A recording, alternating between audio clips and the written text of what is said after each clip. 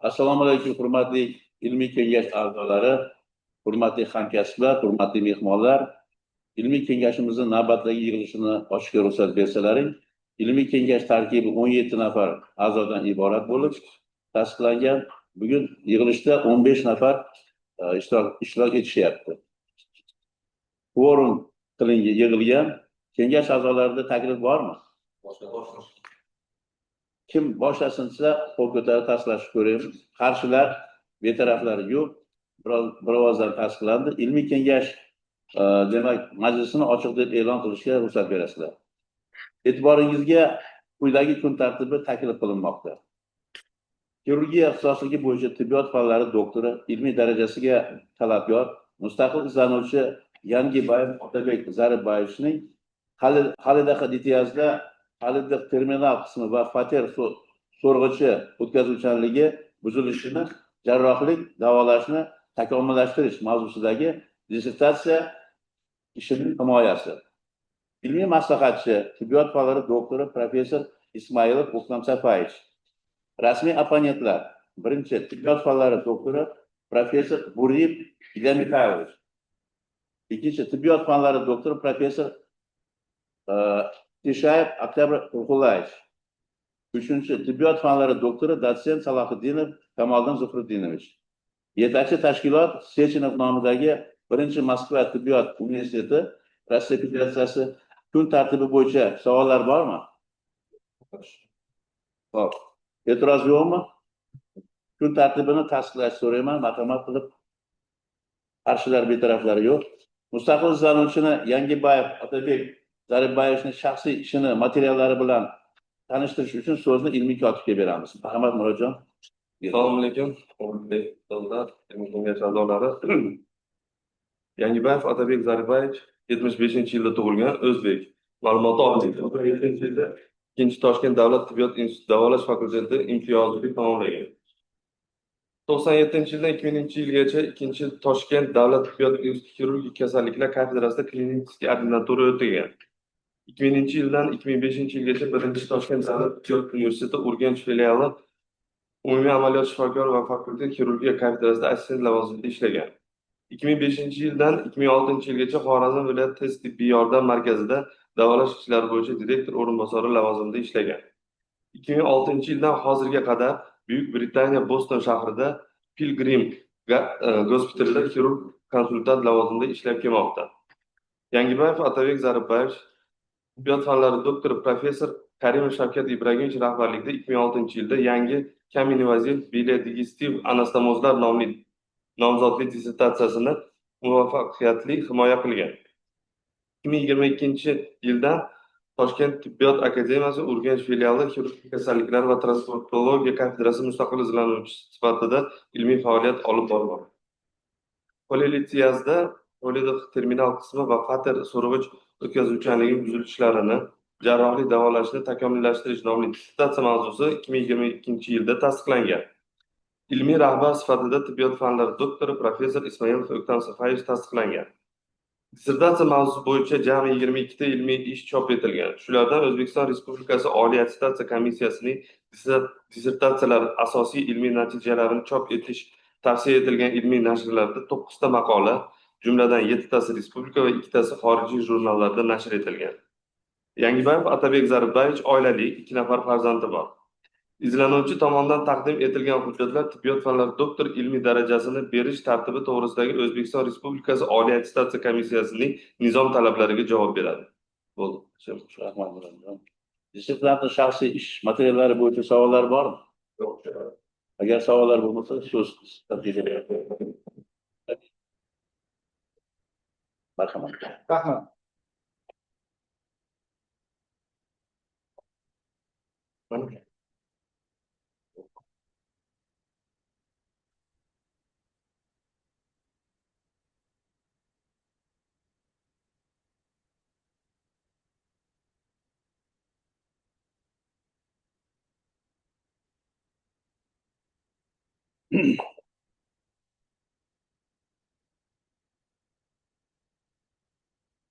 Assalomu alaykum, hurmatli rais, hurmatli ilmiy kengash a'zolari. Ijozatingiz bilan politiyazlarda Palida terminal qismi va patent so'rg'ich o'tkazuvchanlik buzilishlarini xirurgik davolash usullarini takomillashtirish mavzusidagi ilmiy ishimizni taqdim etsak, natijalarni taqdim qilsak. Noma'lum dolzarbligi, o't tosh kasalligi, kasalliklarning umumiy tarkibidagi yurak qon tomiri va qandli diabet kasalliklaridan keyin 3-o'ringa chiqmoqda. Zamonaviy tibbiyotda o't tosh kasalligi va uning asoratlarini tashxislashda diagnostik usullarining aniqligi 85% ko'tarilgan.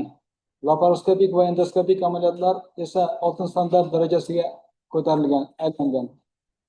Bunday an'anaviy tashxislash va ayniqsa davolash usullarining va hattoki oltin standart hisoblanuvchi usullarning ham ayrim kamchiliklardan xoli emasligi hamda ushbu kamchiliklarning bugungi kunda ham uchrab turishi kuzatilmoqda. Ushbu kamchiliklar qatoriga 15% kuzatiladigan konversiyalar, 2% bo'lgan qon ketishlar, 13% bo'lgan o't oqmalari va turli xil jigar osti abseslari, 2,5% kuzatiladigan yatrogeniya, 10% bo'lgan pankreatit, ayniqsa endoskopik papillosfenterotomiyadan keyin kuzatiladigan. Shular orasida kuzatiladigan 2% bo'lgan pankreatikroz va retroviral pnevmoniyalar va umumiy olib qaraganda 2% bo'lgan umumiy o'lim ko'rsatkichi hali ham jarrohlarni qoniqtirmayapti. Bulardan ham yanada achinarlisi shuki,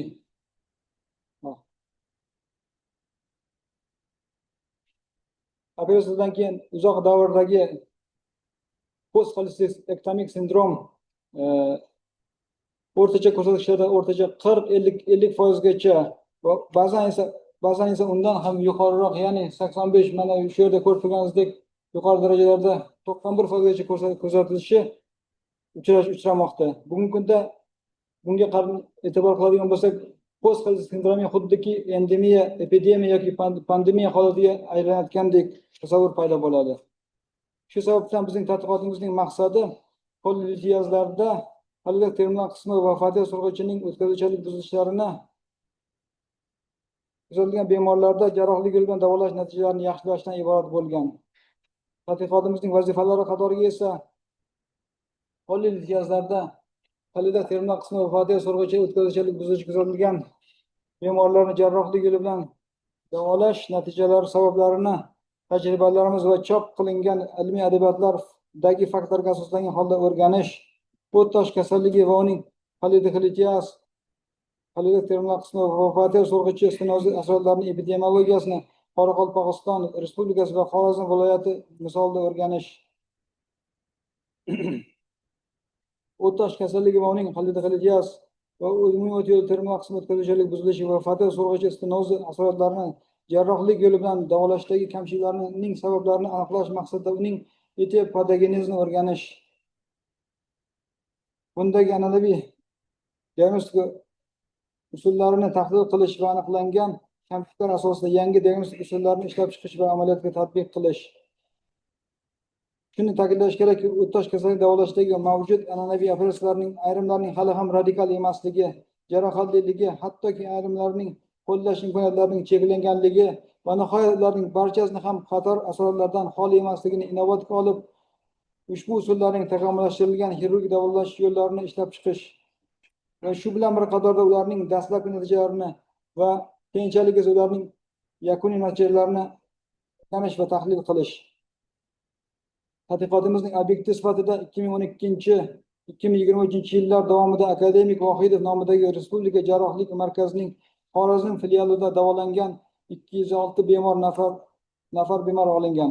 Shularning 102 nafari 2012-2017 yillar orasida davolangan 102 nafar bemor tashkil qilib, asosiy guruhga esa 104 nafar bemor olingan. Ular 2018-2023 yillar oralig'ida davolangan. Tadqiqotimiz davomida umumiy klinik, laborator, biokimyoviy va qator instrumental va qator maxsus tekshirish usullari sirasida statistik tekshirish usullaridan ham foydalanilgan. Ushbu slaydda bemorlarning yoshi va jinsiga ko'ra taqsimlanishi namoyish qilingan. Bundan ma'lumki, ikkala guruh bemorlarining taqqoslama jihatdan bir-biriga mosligi, ya'ni reprezentativligi aniqlangan. Bular haqida batafsil ma'lumotlarni birma-bir o'qib o'tishga zarurat bo'lmasa deb o'ylaymiz. Ruxsatingiz bilan davom qilsak, ushbu slaydda esa o't tosh kasalligi asoratlarining turi va soni keltirilgan. o'tdosh kasalligining xolodifilitiya asorati nazorat guruhining 57 bemorida, asosiy guruhning esa 63 nafar bemorda aniqlangan. Shu tarzda umumiy o'tkazuvchilik buzilish asorati 13 bemorda va 17 bemorda va qolgan federal so'rg'ich stenozi asorat bemor holatlari esa 32 va 24 bemorda aniqlangan. Bemorlarda hamroh kasalliklar o'rganilganda kasalliklar solishtirma ma'lumotlarida keskin farqlanishlar aniqlanmadi. Shunga qaramasdan umumiy kasalliklar ichidan har ikki guruhda kamqonlik, arterial gipertenziya va qandli diabet ko'proq uchragani qayd qilindi. Barcha bemorlarda o'tdosh kasalligi xos standart klinik belgilar kuzatilgan. Bular esa jadvalda batafsil keltirilganligi sababli birma-bir to'xtalib o'tmaslikka ruxsat bersangiz. Bemorlarning antropometrik ko'rsatkichlari qiyosiy baholanganda bemorlarning bo'yi, og'irligi hamda tana vazni indeksi ko'rsatkichlarida statistik jihatdan sezilarli farqlar kuzatilmadi. Tekshiruv guruhidagi bemorlarni davolanish uchun bemorxonaga yotqizilish muddatlari asosan 1 kundan 7 kungacha tashkil qilgan bo'lsa, ularning umumiy ahvoli asosan o'rtacha og'irlikda bo'lgan. Tekshiruv guruhidagi bemorlarning qon umumiy tahlili va biokimiya tahlillarining o'rtacha ko'rsatkichlari ushbu patologiyaga xos o'zgarishlarni qayd qildi. Nazorat guruhida bemorlarda kompleks diagnostik tekshiruvlar o'tkazilgandan so'ng ularda amalga oshirilgan operatsiya turi va hajmi aniqlandi. Ushbu sifatda namoyish qilingandek nazorat guruhidagi bemorlarda o'tkazilgan operatsiyalar keltirilgan. Ya'ni nazorat guruhida 54,9% holatda xolodifilitiya, 39,2 holatda esa xolodifilitiya va 5,8 holatda papillosinegroplastika amaliyotlar o'tkazilib, ularning 32,4 holatida kasallikning birinchi darajasida, 43,1 holatida ikkinchi darajasida va 24,5 holatida ikkinchi darajasida operatsiya o'tkazilgan. Keyingi biroz ishlanib qoldi. Ushbu slaydda esa asosiy guruhda o'tkazilgan operatsiyalarning taqsimlanishi namoyish qilingan. Tadqiqotimizning diazaniga ko'ra keyingi navbatda o'tdosh kasalligini Qoraqalpog'iston Respublikasi va Xorazm viloyatida 2 xil davrda, ya'ni 2012-2017 yillar oralig'ida hamda 2018 va 2023 yillarda uchrashini hamda uning dinamikasini o'rgandik. Ushbu hududlarning demografik ko'rsatkichlari o'rganilganda yer maydoni va aholining o'rtacha zichligi o'rtasida keskin farq bo'lishiga qaramasdan har ikki davrda ham aholining o'rtacha soni o'rtasida deyarli farq yo'qligi aniqlandi. Tekshirilayotgan davr ichida bemorlarni ushbu hududlar klinikalarga yotqizilish holati ushbu slaydda keltirilgan bo'lib, uning birinchi davrda umumiy yotqizilgan bemorlar soni 60.600 nafarni tashkil qilib, ikkinchi davrda esa 79.694 kishini tashkil qilgan. Va bunga e'tibor qaratilgan bo'lsa, ikkinchi davr ichidagi yotqizilgan bemorlar soni birinchi davrga nisbatan ancha ko'tarilgan. O'tdosh kasallik bilan kasallanish ko'rsatkichi yana qo'shimcha tahlil qilinganda birinchi davrda 100.000 aholiga nisbatan minimal ko'rsatkich 7,3 ni maksimal ko'rsatkich esa 10 ni tashkil etdi. Ikkinchi davrda esa mos ravishda 8,8 va 15,6 ni tashkil qildi.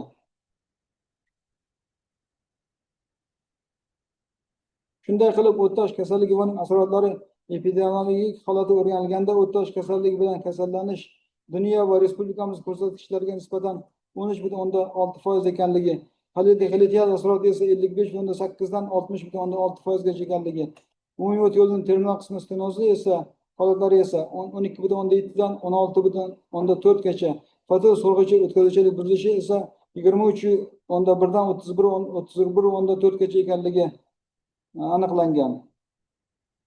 Mana bu slaydda namoyish qilingan va keng qo'llanilgan obyektiv tekshirish usullari yordamida xolodifilitiya, ya'ni asoratlanmagan xolodifilitiya, xolodifilitiya terminal qismi va fator so'rg'ichi o'tkazuvchilik buzilishiga tashxis qo'yish 95-98% holatlarda qiyinchilik tug'dirmaydi.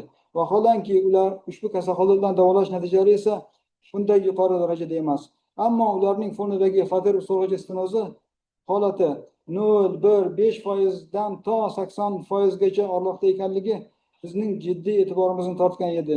Shu bilan birga aynan fator so'rg'ichi stenozi davomiyligini aniqlash o'ta qiyinchilik tug'dirishini ta'kidlashimiz kerak. Fadil so'rg'ich ya'ni chunki fadil so'rg'ich stenozining uzunligini aniqlash aynan qaysi operatsiya turini tanlashda, papillosinter tamiyami yoki papillosinter plastikami, ya'ni operatsiya turlarini aniqlashda muhim rol o'ynaydi. Demak, ushbu biz ko'rsatilgan ma'lumotlar fadil so'rg'ich stenozi tashxisini hamisha ham to'liq aniqlash imkoniyatlarining cheklanganligidan darak berib turibdi. Aynan bu holat o'tlash kasallik davolashda qo'llanilgan barcha usullarning salbiy natijalarining asosiy sababchisilardan biri bo'lib qolayotganligini ko'rsatmoqda. Shuning uchun ham biz bu holatga aniqlik kiritish uchun 3 ta yangi tashxislar usulini taklif qilmoqdamiz. Shulardan birinchisi bu intraoperatsion ballonopapilografiya usulidir. Bunda ishlatiladigan nozik rezina naycha, ballonli elastik naycha yordamida fadil so'rg'ichi sohasi fadil so'rg'ichi stenozi sohasi, fadil so'rg'ichi sohasi proksimal prestenotik va distal poststenotik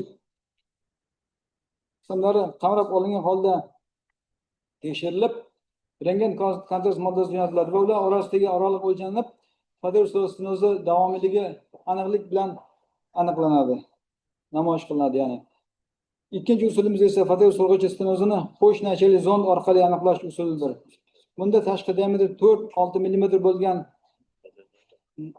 u ham elastik naycha bo'lishi mumkin. Va uning ichidan fugartik kateter kabi elastik ikkinchi naycha joylashtirilgan moslamadan foydalanilgan. Bu moslama o't qopi cho'ltog'i yoki xalidotamiya orqali xalidotga kiritilib, fadil so'rg'ichini zondlash amalga oshiriladi. Agar fadil so'rg'ichi stenozi mavjud bo'lsa, diametri 4-6 mm bo'lgan tashqi zond fadil so'rg'ichidan ya'ni uning uchi fadil so'rg'ichining toraygan qismining proksimal qismiga borib taqaladi, ya'ni to'xtaydi. Ushbu holatda ichki zond fadil so'rg'ichidan duodenin tarafga o'tkazilib, uning balloni shishirilib orqaga tortiladi va natijada u ham kelib stenozning distal qismiga borib taqaladi. Va ular orasidagi masofa o'lchanib, stenozning uzunligi aniqlanadi. Va nihoyat esa uchinchi usulimiz ultranozik fibrondoskop orqali fadil so'rg'ichi stenozini, shu jumladan xolidiyas, xolangit va hokazolarni eng obyektiv aniqlash usulidir. Buni ta'riflashga zarurat bo'lmasa kerak deb o'ylaymiz. Shu yerda qat'iyan ta'kidlashimiz kerakki, bugunda o'tash kasalligidagi barcha operatsiyalarni, shu jumladan eng oddiy deb hisoblanayotgan laparoskopik xolidioskopiyani yoki asrorlanmagan deb hisoblanayotgan o'tash kasalliklarini davolashda biz xolidioskopiyani doimiy ravishda qo'llashni tavsiya qilamiz. Demak, xulosada biz taklif qilayotgan ballonopapilografiya, qo'sh zond, ya'ni yangi ultranozik fibroendoskop orqali tekshiruv usullari fadil so'rg'ichi stenoz darajasini va uning uzunligini aniqlashning eng oddiy va eng zarur va eng ishonchli usullaridan bo'lib, ular mazkur toifadagi bemorlarni adekvat davolashda muhim rol o'ynaydi. Yuqoridagilarni inobatga olib,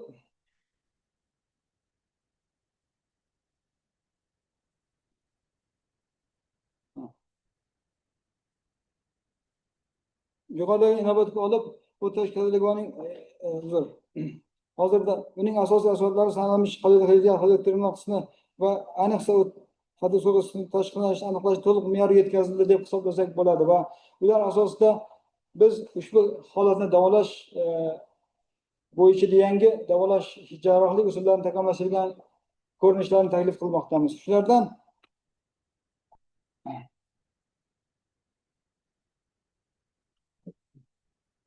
papillosinter tamiya usulining yangi taklif qilayotgan ko'rinishi. Ma'lumki, ko'p yillar davomida turli xil tadqiqotchilar ushbu masalani yechish bo'yicha tadqiqot olib bormoqda. Shular qatorida biz ham o'z ishimizni olib borganmiz. Bizning papillotimiz maxsus apparatlarimiz yordamida papillosinter tamiya va hamda papillosinter plastikalarning operatsiyalarining yangi usullarini yaratganmizki, ularning ushbu ko'rinib turganingiz bu yangi papillotomning ko'rinishi.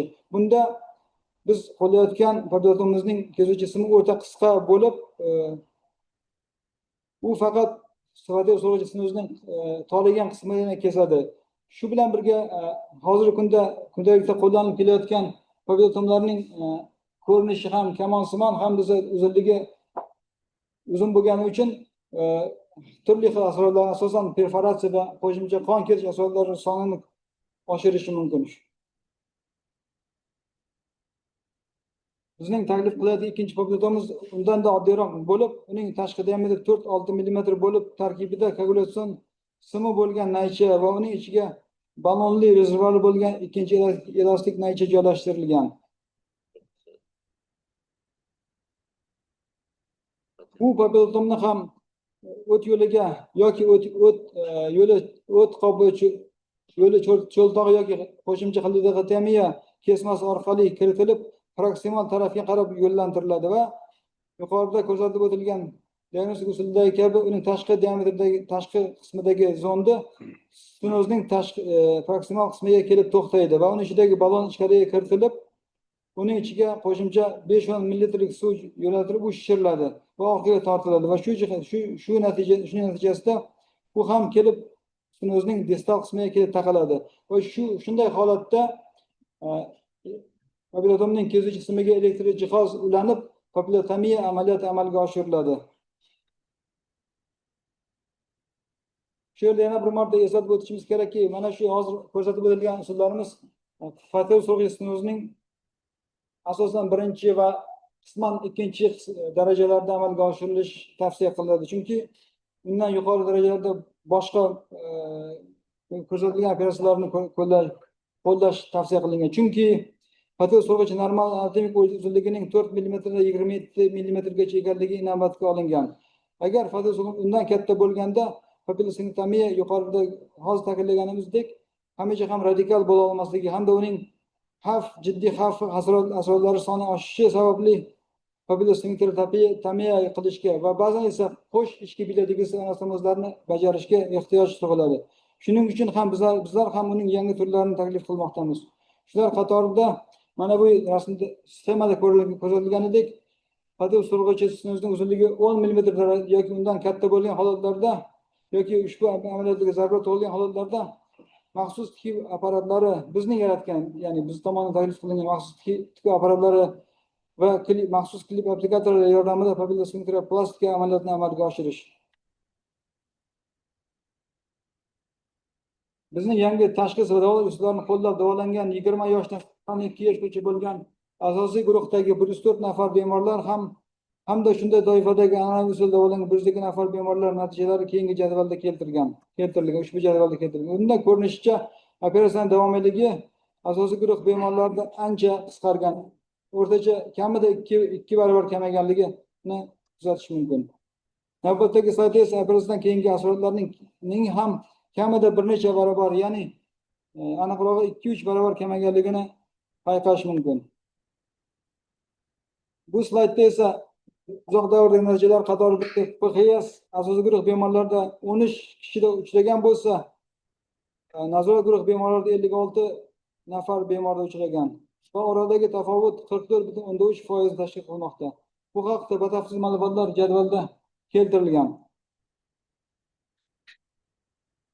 Tadqiqotimiz davomida operatsiya qilingan bemorlarning yakuniy natijalari 3 ta mezon asosida baholandi. Ya'ni yaxshi, qoniqarli va qoniqarsiz. Asosiy guruh bemorlarda 66,4% holatda yaxshi natijalar olingan, 25% holatda esa qoniqarli natijalar olingan bo'lsa, qoniqarsiz natijalar kuzatilmagan. Nazorat guruhi bemorlarining 43,2% da yaxshi natijalar, 28,4% holatida esa qoniqarli natijalar va 21,6% holatda esa qoniqarsiz natijalar olingan. Bu yerda ham uzoq muddatdagi umumiy yaxshilanish orasidagi keskin farqni ko'rish mumkin. Ya'ni o'rtacha 44% darajada yaxshilangan. Ularning barchasi o'tdosh kasalligi va uning etapatogeniz haqidagi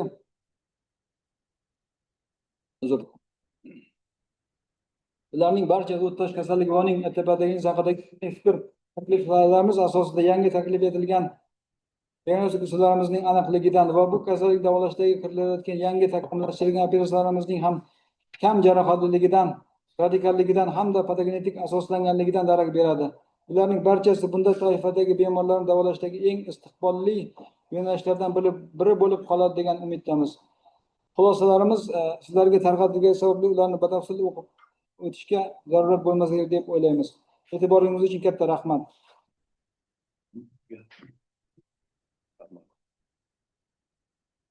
Rahmat. So'z rahbari. Marhamat, savollar. Marhamat, G'ulomjon. Otabek Zarboyev. Menda bir nechta savol bor. Birinchi savolim, mana diagnostikada siz dokladingizda aytilmadi, interoperatsionniy kontrastniy xolangografiyalar qo'llaganmisizlar, yo'qmi? Bu birinchi savol.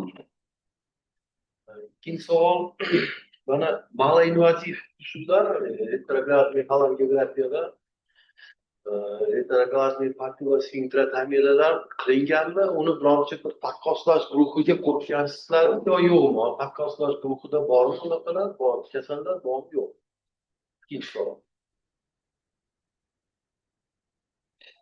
Uzr, ismingizni eslab qolaman. Ulug'bek aka deysizmi? G'ulomjon Mirkaziyevich. G'ulomjon Mirkaziyevich. Uzr. Savol Savol yozib oldim, rahmat. yozing. Keyingisi. Mana patero so'rg'ichini stenozi deyilyapti, bitta guruh kasallaringizda. Ha. Patero so'rg'ichi. Keyin xaridorni terminal qismini o'tkazuvchanligini buzilishi deb qilgansiz. Uni nima farqi bor? O'zi bilan yana terminal qismida o'tkazuvchanlik buzilish. Unga qaysi kasallar kirgan? Tamam.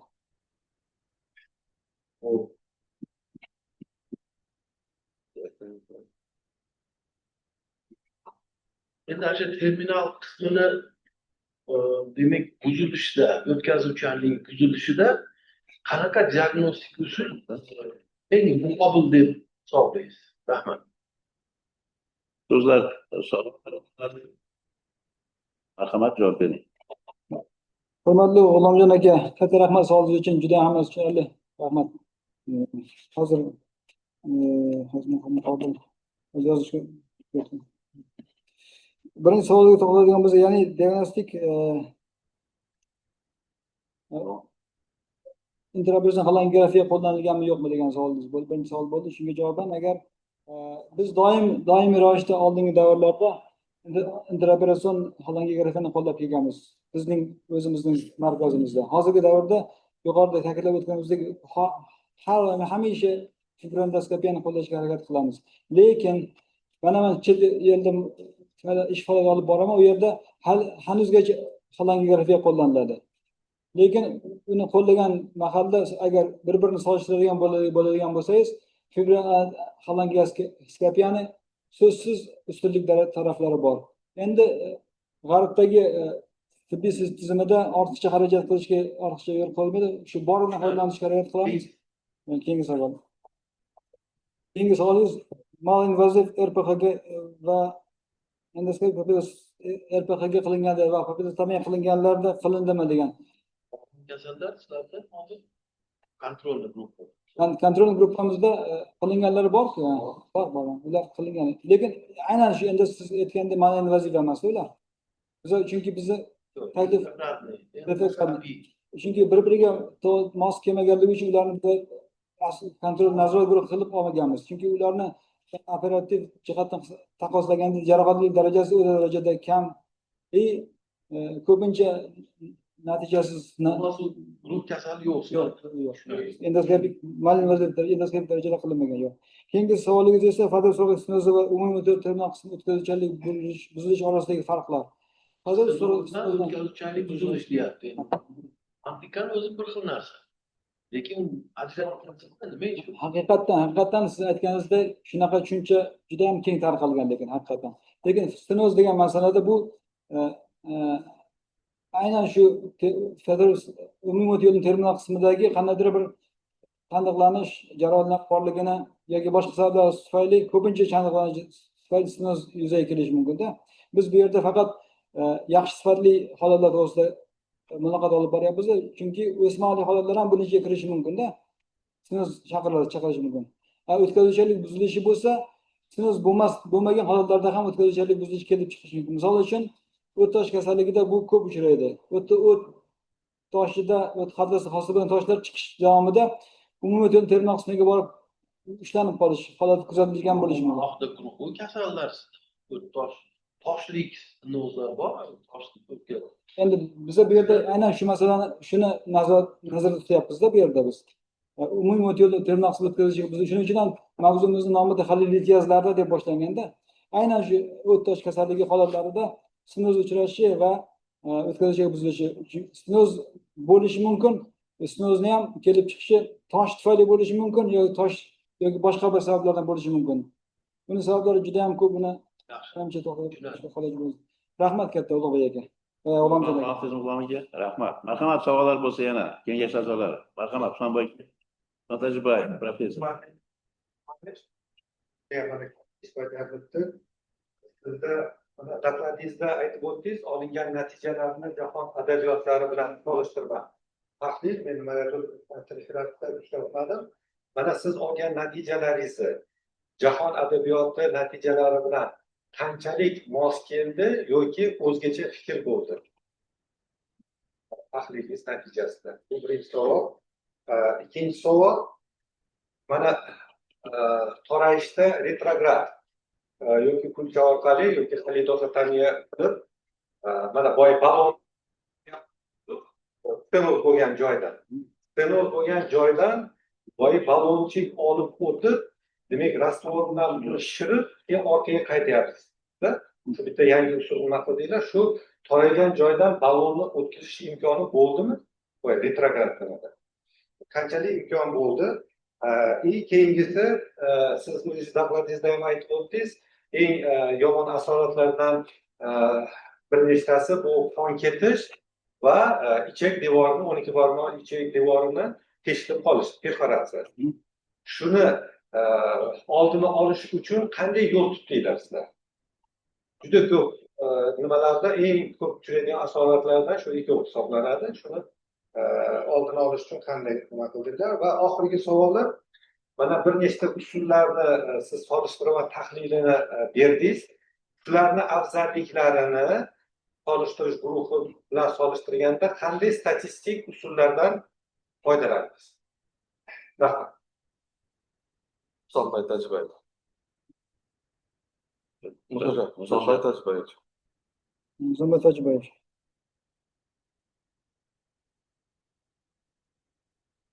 Hurmatli ustoz, savolingiz uchun katta rahmat. Birinchi savolingiz to'g'risida to'xtaladigan bo'lsak, agar jahon adabiyotida ko'rsatilganlar bilan bizning ma'nolarimiz qanchalik bir-biriga to'g'ri kelganligini to'g'risida savol berdingiz. Haqiqatan ham jahon adabiyotida biza adabiyot tahlilini o'tkazganimizda aynan shu masala bo'yicha shug'ullanadigan hozirgi kunda jahon adabiyotida chop qilinayotgan yangi ma'nolar o'ta kam uchrashini kuzatganmizda. Chunki bu masala bo'yicha shug'ullanish deyarli ko'pchiliklarni e'tibordan chetda qolib ketmoqda oxirgi paytlarda. Shuning eng asosiy sababi shuni asosiy sabab qilib ham biz bu masalani ko'tarib chiqishga jazm qildikda hozirgi kunda. Lekin oxirgi natijalar shuning uchun ham deyarli bir aytarli bir solishtirishga arziydigan ma'lumotlar deyarli bizda kuzatilmadi. Lekin aytib o'tganimizdek, haligi PX sindromlari to'g'risida ma'lumotlar biroz bo'lsa ham bor. Lekin aynan shu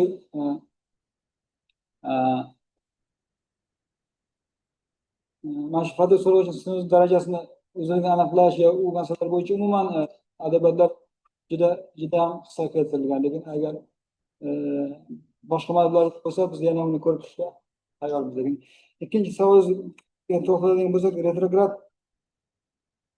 qilinganda stenoz bo'lganda stenoz sohasidan haligi balon o'tkazishda qanchalik jismoniy jihatdan yoki texnik jihatdan imkoniyati bo'ladi degan. Stenoz bo'lgan joydan boyga balonni agar o'tkazish imkoni bo'lgan bo'lsa, unda stenozni qanchalik darajada agar to'g'ri aytasiz, lekin bu ham bir haligi munozarali bir aynan shu mavzuni munozarali bir qismidan birisi.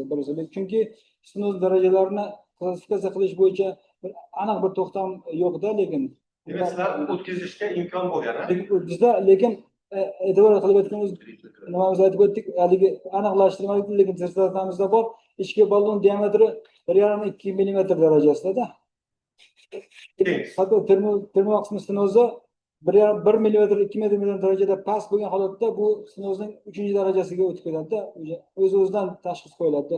Unda davolash taktikasi shunga yarasha bo'ladi. Lekin biz deyarli barcha holatda uni o'tkazishga imkoniyat. Chunki u elastik, agar sinozdan o'tmaydigan bo'lsa, unda umuman butunlay mexanik sog'liqlik kuzatilgan bo'ladi-da. Albatta o'tadi. Keyingi savolingizga keladigan bo'lsak, qon ketish va perforatsiya masalalarida uni oldini olish bo'yicha qanday endi bu masalalarda aytganingizdek jarrohlik sifatida aytishimiz mumkin. Har xil taktika qo'llaniladi. Endi aynan shu ilmiy masala bo'yicha ham to'xtalib o'taman. Biz umuman operatsiyadan oldingi tayyorgarlik davrida shu perforatsiya qon ketishini oldini olish bo'yicha o'zimizni nima deydi, tadbirlarimizni olib qo'yamiz. Qonni qo'yib boshqa qilib operatsiya davrida shuni oldini olishni eng asosiy usuli biz tatbiq qilgan ultranozik fibroendoskop orqali papillosindertomiya yoki qilgandan keyingi shu sohani yana bir marta nazorat qilish. Zarurat bo'lsa, yana qo'shimcha tadbirlarni ishga solish mumkin-da, shu mayda agar mobodo bo'ladigan bo'lsa. Yoki agar misol uchun perforatsiyaga shubha tug'iladigan bo'lgan taqdirda ham, misol uchun uni oldin ko'ra bilish ham bemorning ahvoli yaxshilanishi mumkin. Asoratlarning kuchayib ketishini oldini olish ehtimoli kuch. Chunki bemorni saqlab qolishingiz mumkin, bir kun ortiqcha ovqat bermasligi mumkin, yedirmasligi, ichirmasligi mumkin, antibiotik qo'shishi mumkin. Shular hammasi shu fibroendoskopni qo'llash yordamida haqiqatan shunday imkoniyat yaratilgan. Shuning uchun biz uni qo'llashni doimo tavsiya qilib kelmoqdamiz. Keyin oxirgi savolingiz statistik ma'lumotlar usullaridan qaysilaridan foydalandingiz deganda. Chunki bizni ushbu olib borgan ilmiy ishimizda asosan parametrik ma'lumotlar to'planganligi sababli biz parametrik ma'lumotlarni tahlil qilishda ishlatiladigan, shunga mos ravishda qo'llaniladigan student t-test, endi uzr inglizcha sal o'zbekchasini tushunmayman. Chi-square test, Pearson's statistika testlardan foydalanganimizda shularni shuni ko'rsatish xudo xohlasa. Uzr bu yerda qoldi endi. Endi yana bir marta qo'shimcha bir narsa qo'shimcha qilmoqchimanki, bu statistik testlarni tanlashda biz maxsus statistik sohasi bo'yicha mutaxassislarni jalb qilib, ularning fikrlarini olganmiz. Shu sababdan aynan shu ilmiy ishga mos keladigan testlarni olishga imkoniyat paydo bo'lgan. Chunki o'zimiz baribir umumiy tushuncha egamiz, mutaxassislar baribir boshqacha bo'ladi. Rahmat. Tajribachi qonunchizmi javoblari. Akram Ahmad professor. Assalomu alaykum. Birinchi savollar bor. Aytyapsiz, ultraton fibroendoskop ishlatdik deyapmiz. Bu apparatni qayerdan oldingiz? Haligi standart fibroendoskopdan nima haligi farqi bor? Qayerdan oldinglar deb savol. Demak, ikkinchi patentda aytyapsiz, uni qo'llaganingizda orada aytib o'tdingizki, birinchi, ikkinchi va uchinchi darajalarda, masalan, siz operatsiyadan oldin qanaqa darajasini aniqlab olgansizda, nima desangiz, birinchi, ikkinchi darajalarda mumkin deb aytib o'tdingiz. Operatsiyadan oldin bu uchinchi darajami, birinchi darajami qanaqa qilib aniqlab oldingizda, shu kengaytirganingizda, masalan, ultravoy stenoz bo'lsa, hali qon ketib qolish yoki devorni yorib belgilar, shunaqa holatlar bo'lganmi yo'qmi? Shu yana bitta savol. Xulosada bitta moment chiqib qolyapti. Haligi siz deyapsizki, bu kasallarda qanchanganda 10-25% holatlarda qayta operatsiya bo'ladi deyapsiz. 10-25% holatlarda qayta operatsiya bo'ladi. Nimaga haligi 10 yoki 25 deb ko'rsatib o'tgansiz? Bu haligi literaturada dalil emas, sizni haligi xulosangiz. Shunga tushuntirib qo'ysangiz. Rahmat. Domla bergan savol uchun katta rahmat. Birinchi savolga to'xtaladigan bo'lsak, fibroendoskopni qayerdan olingan masalasi bo'yicha bizni qo'llayotgan o'ta nozik 2,6 millimetrlik diametrga ega bo'lgan fibroendoskop bu Xitoyda ishlab chiqarilgan fibroendoskop ular ishlab chiqargancha bo'lgan fibroendoskoplarni eng kichkinasi 3 millimetr bo'yi bo'lib, ular Amerika Qo'shma Shtatlari kompaniyalari tomonidan ishlab chiqarilgan bo'lgan. Ularda qo'shimcha ishchi kanali ham bo'ladi. Ular ishchi kanali juda ham nozik. Shu sababdan hatto bizlar ham shu 3 millimetrlik uzr xato shu yerda xato keldi. Yana qaytaraman. Qo'shma shartlarda ishlab chiqarilgan fibernoskoplarni eng kichik diametri 5 mm keladi. Ularning ishchi diametri 208 mm keladi. Ishchi diametri simlar orqali simlarni o'tkazib, muolaja o'tkazish, toshlarni eritib, haligi maydalab yoki dormiya kartinkalarni o'tkazib olish mumkin. 5 mmlik ishchi diametri 208. Shu sababdan biz kundalik hatto bizda ham chet elda ham uni o'rniga biz urologiskiy uretroskopni ishlatamiz. Chunki uretroskopning diametri eng kichkinasi 3 mmlik. Uning ishchi diametri esa kanal diametri 208 metr kelib chiqadi. Shuning uchun undan ham 5 metrdan ko'ra 3 mmlik qanchalik yaxshi. Bundan ham mukammalroq bu 2.6 mmlik endoskopning o'zi bo'lishi bu qo'shimcha imkoniyatlar yaratganligi sababli biz uni darhol o'zimizni faoliyatimizga ishlatishga boshlaganmiz.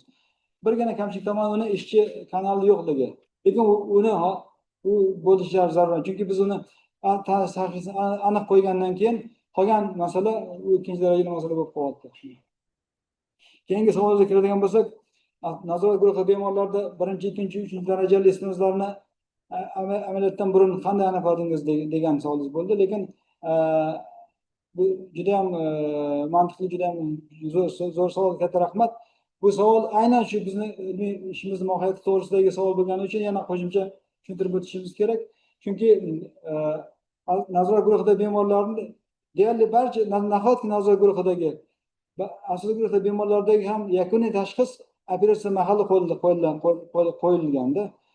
Chunki hozirgi kundagi aytib o'tilgan barcha turdagi radiologik tekshirish usullari, intraoperatsiya xolangografiya va boshqa xolangografiya, MRT xolangografiya, ERPX ga boshqalar aynan shu fotosintezni darajasini aniqlashda ozgina no'noqlik taraflari bor. Buni bir joyda bir qisman aytib o'tdim. Shu fotosintezni darajasini aniqlash ancha qiyinchilik tug'diradi degan joyi ham o'tib ketdi. O'shaning uchun yakuniy tashxis amaliyot davrida qo'yilganda, shuning uchun amaliyotdan oldin ularni tashxis qo'yilmagan, amaliyot davrida qo'yilib, keyingi amaliyotning keyingi taktikasi belgilangan. Uni operatsiyadan oldin taxminan belgilangan, operatsiya davrida uni yakuniga yetkazganmiz tashxisni. Demak, bu muolajalar hammasi operatsiyada Qiladi. Siz aytganingizdek, bular yo'qmi degan savollarni berdingiz. Orasida bitta savol ichida ikki savol bo'lib ketdi. Rahmat. Endi bu haqiqatni olib qaraganda operatsiya davomida shu tashxisga ma'lum yetkazish jarayonida agar jarroh tajribasi yetarli bo'lmasa, haqiqatdan ham perforatsiya yoki ortiqcha shikastlanish asoratlari kelib chiqib, undan keyin turli xil peritoneitlar rivojlanishi ehtimoli bor. Lekin bizda tajribali jarrohlar faoliyat olib borgani sababli bunday asoratlar nazorat guruhida ham, asosiy guruhida ham kuzatilmagan. Rahmat.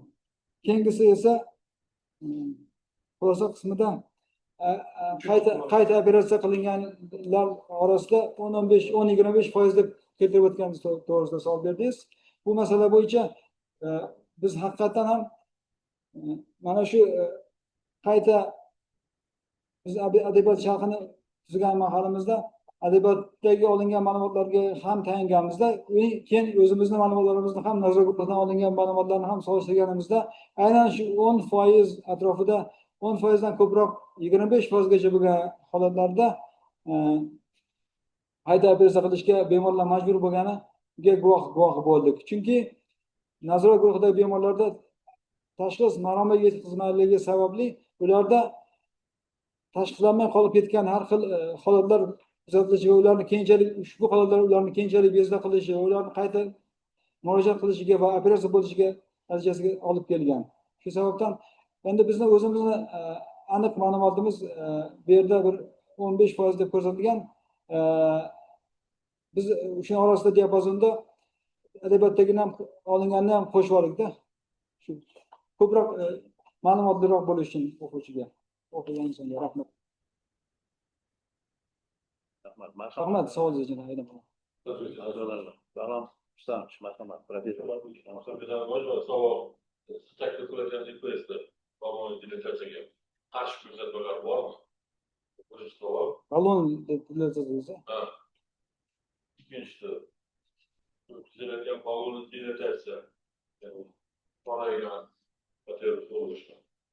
Hürmetli muhalefetler yoki balon uzoq vaqt turadi. Eğer uzoq tursa, qo'shimcha savoli bor.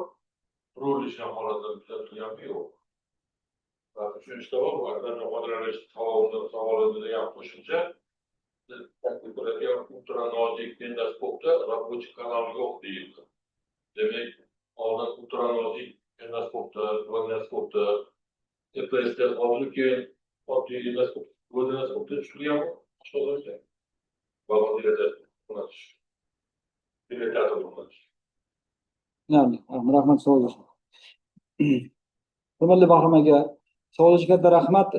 Ijozangiz bilan savolingizga javob bersak, birinchi savolingizda bizlar balon umuman olib qaraganda balon dilatatsiya masalasi bo'yicha bizning fikr qarashlarimiz o'ta salbiy. Chunki balon dilatatsiya hozirgi kunda butun dunyo miqyosida ham deyarli qo'llanilmay kelinyapti, lekin ayrim markazlarda nimagadir ham qo'llanish davom qilinmoqda. Chunki ayrim bemorlarda, misol uchun operatsiyadan ko'tarila olmaydigan bemorlarda bunga hali ham ehtiyoj tug'ilmoqda. Lekin umuman olib qaraganda bizning qarashimiz o'ta salbiy. Chunki balon dilatatsiya aynan shu fotosurlik sohasini qo'shimcha shikastlashi mumkin va faqat vaqtinchalik ta'sir ko'rsatishi mumkin, effekt berishi mumkin. Shu sababdan bunga biz qo'shilmaymiz. Lekin hali aytib o'tgandek, boshqa muolajalar, ortiqcha muolajalarni ko'tara olmaydigan og'ir bemorlarga bu vaqtinchalik bo'lsa ham ta'sir qo'llashga ayrim vaqtlar majbur bo'lishga to'g'ri keladi. Rahmat. Keyingisi shu qo'llangan mahalda haligi qurilishni yotoq yaratadiganday bu bor, chunki bu momentarniy qilingandan shu sababli bir martalik uchun qurilishni ehtimoli juda ham kam. Keyingi savol haligi ishchi kanal bo'lmaganligi sababli papillosektomiyani qanday usulda bajargansiz to'g'risida savol berdingiz. Haqiqatan ham biz papilloskopni qo'llab turib tashxisini aniqlagandan keyin papillosektomiyani bajarib yana ishchi kanaldan foydalanmasdan, foydalanish zarurat tug'dirmasdan yana qaytadan endoskopni kiritib nazorat qilganmizda. Uni bir vaqt o'zida ham endoskop nazorat ostida qilingan RBG'ga o'xshab endoskop ostida qilingan emas. Rahmat. Marhamat, savollar bo'lsa, kengash a'zolari bu doktor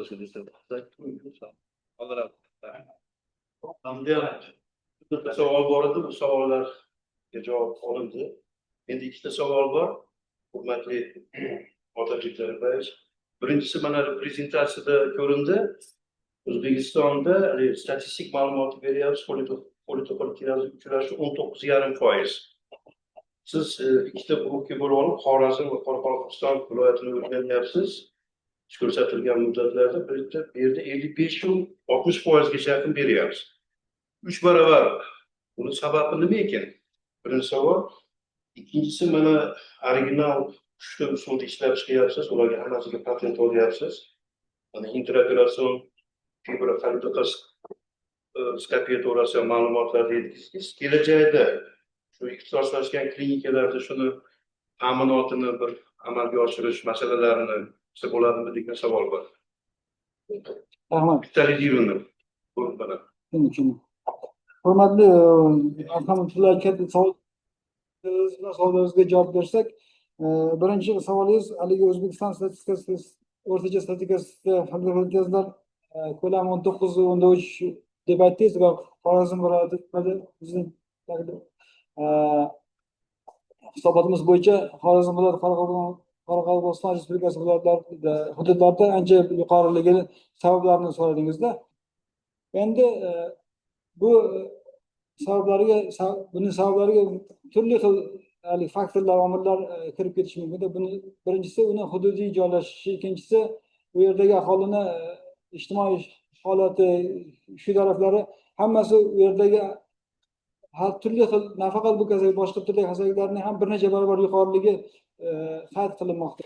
Shu sababdan biz ham buni guvohi bo'ldik o'zimiz tekshirishlar natijasida. Keyingi savolingizga keladigan bo'lsak, haligi mana shu fibroxalitoskop ta'minoti masalasi bo'yicha endi bu masala haqiqatan tashkiliy masala, dolzarb masalalardan birisi.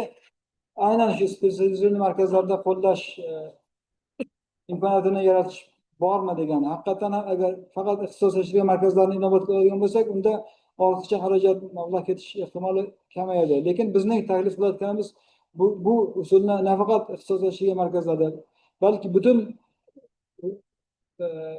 Cumhuriyet Respublika bo'yicha qo'llash, buni oddiy shu har bir laparoskop xolestetomia qiladigan jarrohning qo'liga shuni qilishga sharoit yaratib berish to'g'risida narsa kelyapti. Lekin agar ixtisoslashgan markazlarda bunga unchalik ehtiyoj bo'lmasa kerak. Aynan shu xolestetomia juda ham keng tarqalib ketayotgani sababli mana shu kasallikning mana shu jihatlari ko'zdan chetda qolib ketmoqda va kasallar haligi pandemiya holatida taqviya sindromida juda ham oshib bormoqda. Shuni oldini olish maqsadida bo'yicha barcha markazlarda mana shu ta'minlash, endi bu ta'minlash masalasi ma'muriyatga bog'liq bo'lgan masala, mablag' masalasi, budjet masalasi, ularni ichki bizni tavsiyamiz asosida ichki holda hal qilinadigan masala bo'ldi. Rahmat katta savol uchun. Rahmat. Savol. Toshkent, olra bo'linglar. Kengash a'zolari Toshkentdagi. Bo'ldi? Yetarli. 20 dan ortiq. Marhamat. O'tiravering. Ko'z. Rahmat. Mana O'ktam Sapayev dissertatsiyada xulosa bergan. Bu ijobiy xulosa. Shuning uchun ruxsat bersanglar, so'z dissertatsiya ishi bo'yicha kengashga demak kelib tushgan ishi bajarilgan tashkilot, yetakchi tashkilot va avtoreferatga xulosalar e'lon qilish uchun ilmiy kotibga beriladi. Marhamat, Murodjon. Rahmat, Alisher Mo'minov. 1-aprelda Toshkent tibbiyot akademiyasi Urganch filiali qoshidagi xirurgiya kasalliklar birlashgan kafedralararo muammolar hayotida 2023-yil dekabrda bo'lib o'tgan. Rais tibbiyot fanlari nomzodi dotsent Ruzmetov Polonnazar Yo'ldashev. Retsenzentlar tibbiyot fanlari doktori Baxtiyor Nuriyazovich, fanlar nomzodi dotsent Yakubov, tibbiyot fanlari doktori dotsent Yakubov Farhod Rajabov. Xulosa: Yangibayev Otabek Zarifbayevich tibbiyot fanlari doktori ilmiy darajasini olish uchun xolesteziyada, xolediq terminal qismi va xatir so'rg'ich o'tkazuvchanligi buzilishlarini jarrohlik davolashni takomillashtirish mavzusidagi 14.0027 xirurgiya ixtisosligi bo'yicha tayyorlangan dissertatsiya ishi tugallangan ilmiy tadqiqot deb hisoblansin. Dissertatsiya ishi tuzilishi, hajmi va izlanish darajasiga ko'ra O'zbekiston Respublikasi Oliy attestatsiyon komissiyasining tibbiyot fanlari doktor dissertatsiyasiga qo'yilgan talablarga mos keladi. Ikkinchi muhokamasi Andijon davlat tibbiyot instituti huzuridagi ilmiy darajalar beruvchi ilmiy kengash qoshidagi ilmiy seminar 2025-yil mayda bo'lib o'tgan. Rais tibbiyot fanlari doktori professor Abdullajonov Bahrom Rustamov.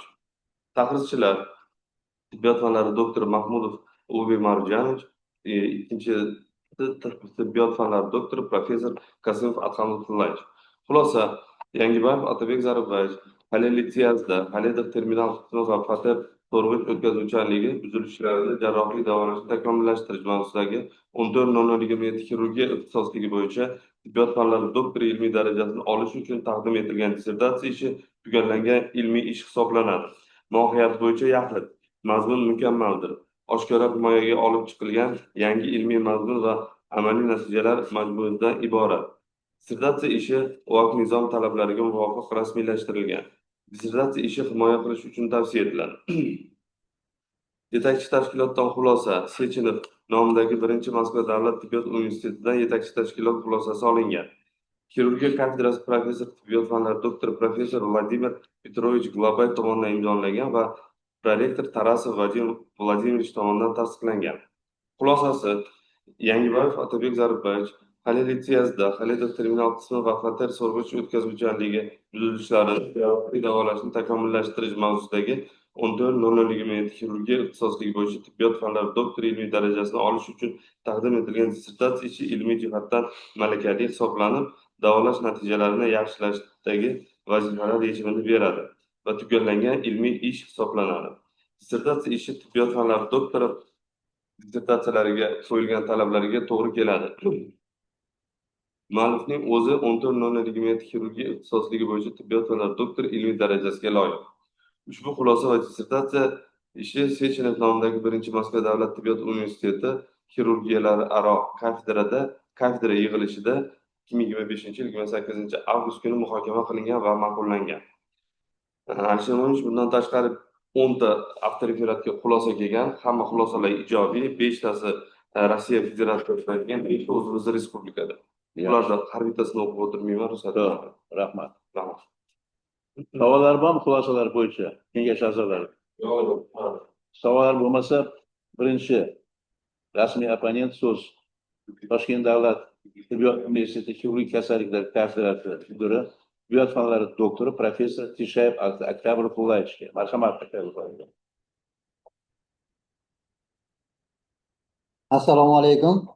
Yana bir bor hurmatli kengash a'zolari, hurmatli Alisher Mo'minovich, hurmatli kengash a'zolari, avvalambor o'z minnatdorchiligimni bildirmoqchiman.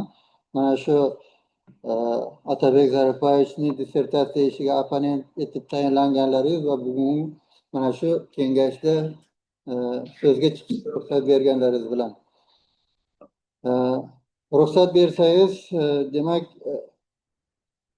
Toshkent davlat tibbiyot universiteti mustaqil izlanuvchisi, tibbiyot fanlari nomzodi Otabek Zaripovich Yangiboyevning Xaldiq imtiyozlarida Xaldiq terminal qismi Faterov so'rg'ich o'tkazuvchanlik buzilishining xirurgik davolash usullarini takomillashtirish nomli doktorlik dissertatsiyasiga o'z taqrizimni o'qib eshittirsam. Rahmat. Bugungi kunda butun dunyo bo'ylab shu jumladan bizning respublikamizda ham xolesistik o't tosh kasalligi uning asosiy nimalardan biri bo'lgan, sababchisi bo'lgan, demak, va eng ko'p tarqalgan, bugungi kunda operatsiyalar soni jihatdan shoshilinch xirurgiyada va rejali xirurgiyada ham yetakchi o'rinlarni egallab kelayotgan bu o't tosh kasalligi va xolesistektomiya operatsiyasi. Kundan kunga bu oshib boryapti. Son jihatdan operatsiyalar soni oshib borishi bilan uni operatsiyadan keyingi va operatsiyagacha bo'lgan asoratlari ham kundan kunga ko'p bo'lyapti. Shuning uchun ilmiy izlanishlar bu mavzuda juda ham ko'p. Mana shu yanvar oyidan buyog'ida men shaxsan o'zim 4-chi dissertatsiya bu o'tlar bo'yicha himoya qilinayotgan dissertatsiya. Demak, bu respublikamiz bo'yicha olsak bir nechta yil davomida himoyalar bo'ladi va butun dunyoda, demak, bu nafaqat bizning respublikada, butun dunyoda bu aktual masalalardan biri bo'lib qolyapti. Ma'lum bir asoratlar borki, bemorlar yillar davomida bu bilan aziyat chekib yuradi va bir necha operatsiyalarni boshdan o'tkazadi va bu natijalari hamma vaqt ham ijobiy bo'lavermaydi. Aynan shu masalalar bo'yicha mana bugungi kunda arsenal juda ham ko'p. Xolesistektomiya ochiq usulda ham, laparoskopik usulda ham hozir endi boshlandi, hattoki robot texnika orqali ham bizni o'zimizning respublikada bu operatsiyalar amalga oshirilyapti. Hammamiz o'ylaymizki, xolesistektomiya bu oddiy operatsiya, tezda bo'ladigan, ayniqsa laparoskopik operatsiyalar, yosh xirurglarimiz ham, laparotomiya qilib ko'rmagan xirurglarimiz ham bugun laparoskopik usulda xolesistektomiya qilyapti. Endi agarda bemorda sariqlik paydo bo'lgan bo'lsa yoki xalidaq razmeri hatto 8 millimetrdan yuqoriroq bo'lsa, biz MRT xolangografiya taklif qilamiz. MRT xolangografiya stenoz bersa yoki tosh bersa agar RXBga taklif qilamiz, EPSga taklif qilamiz, hokazo. Gap bu yerda dissertantni ilmiy ishida aynan shu kasallar to'g'risida ketmayapti.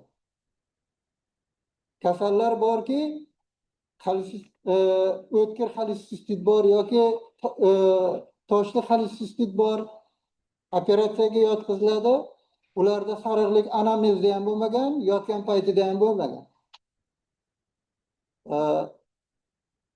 Xalidaq razmeri ham o'sha 5-6-3 millimetr va hech qanday shubha tug'dirmaydi. Va bunday bemorlar hech qanaqa qo'shimcha tekshirishlarsiz xolesistektomiya qilinyapti. Natijada operatsiyadan keyingi davrda bu bemorlarda sarig'lik, mexanik sarig'lik paydo bo'lyapti.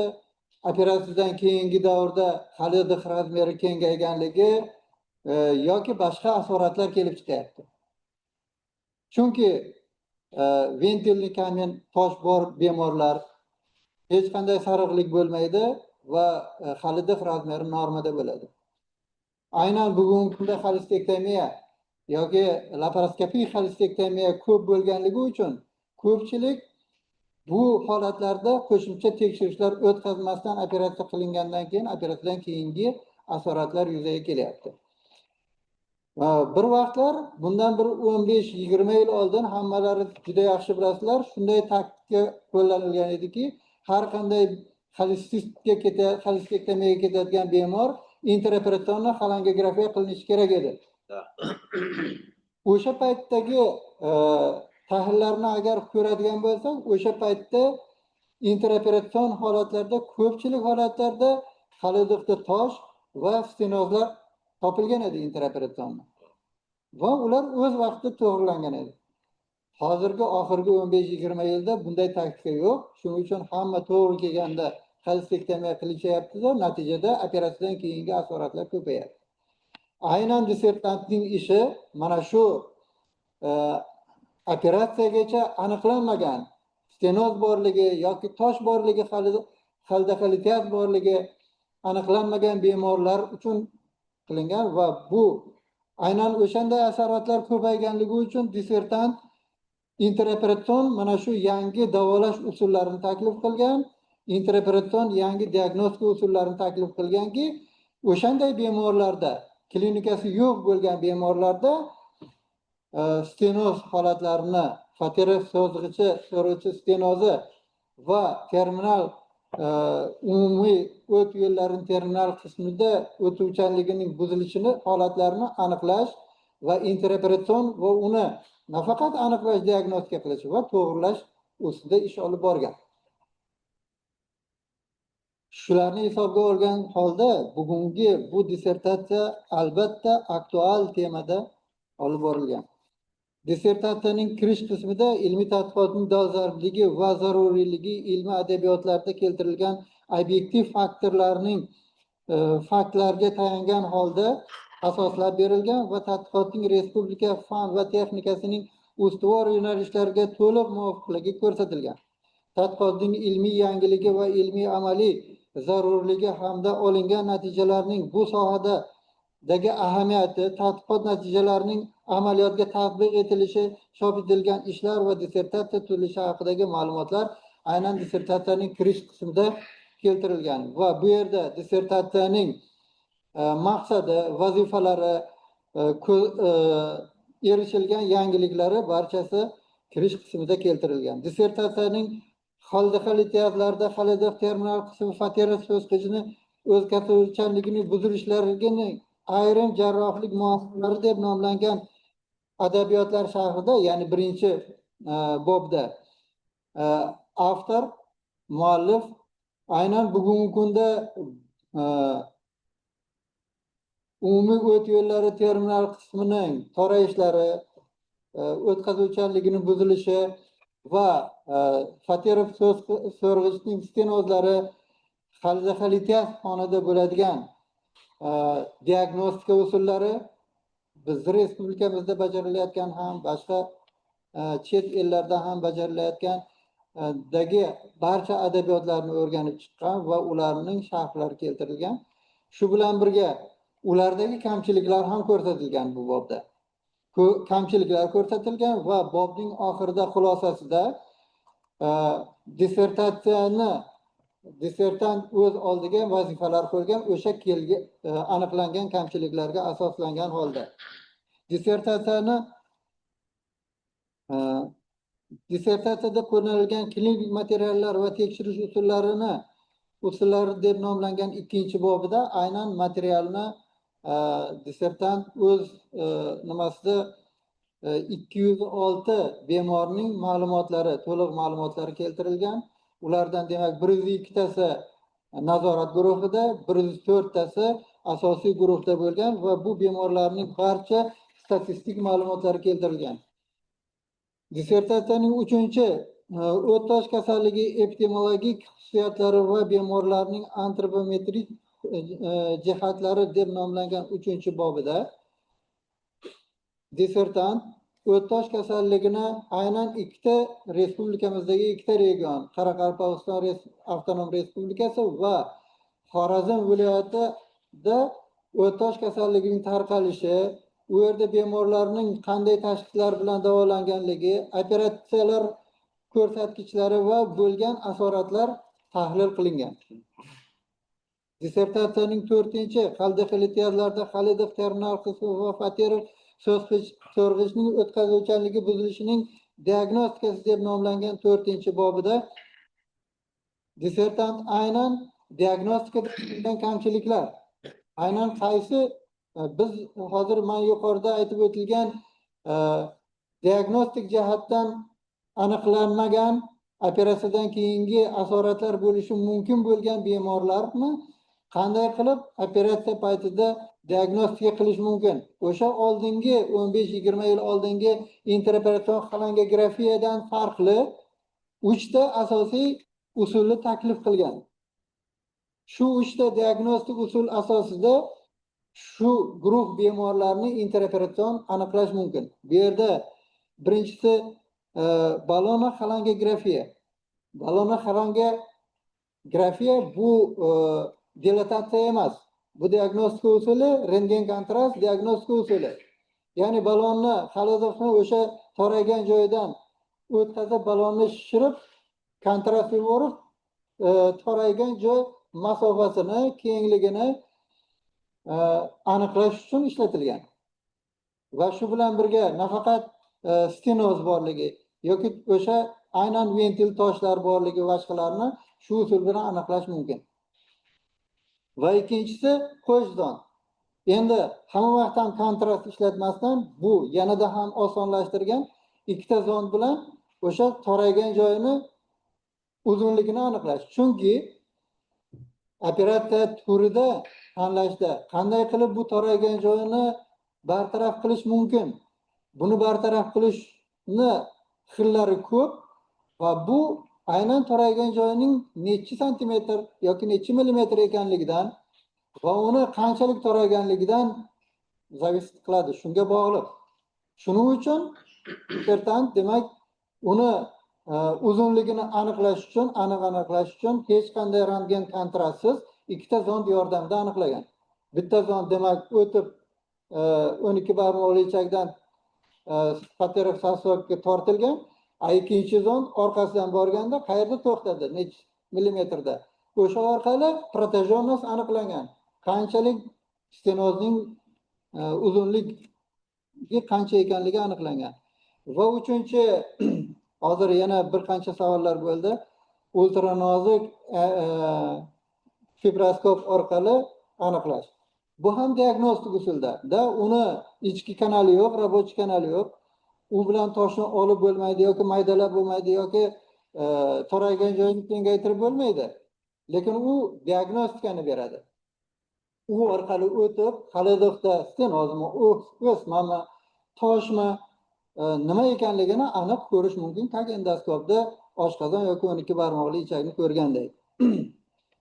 Ingichka bo'lganligi uchun toraygan joydan ham o'tishi mumkin. 2,6 mm diametri. Mana shu 4-chi bobda asosan mana shu 3 ta diagnostik usuli keltirilgan va ularning ahamiyati, ularni qo'llash usuli va olingan natijalar yozilgan bu yerda.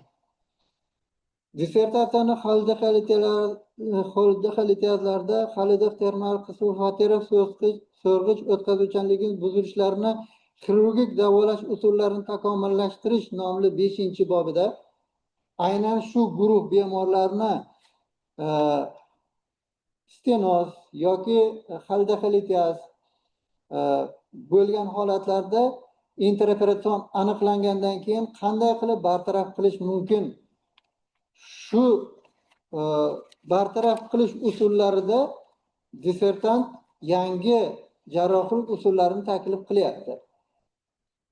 Bu yerda ham demak o'sha stenozni toraygan joyining qancha ekanligiga qarab har xil usullar taklif qilinyapti. Ya'ni papilotomiyani demak yo shibaishi apparat bilan, tikuvchi apparatlar bilan, agarda u 10 millimetr va undan ortiq bo'lsa, tikuvchi apparat bilan kesib tikib qonash yoki boshqa asoratlarni oldini olish maqsadida o'shanday usul taklif qilingan. Undan kichik bo'lgan masofalarda demak maxsus papillatom bilan kesib toraygan joyini kengaytirgan. Bu orqali oddiy papillosfinkterotomiyadan farqli, demak qonash ehtimollari yoki barmoqli ichakni yoki oshqozon osti bezini jarohatlash kamaytirilgan. Umuman bu bartaraf etildi deb ayta olmaymiz.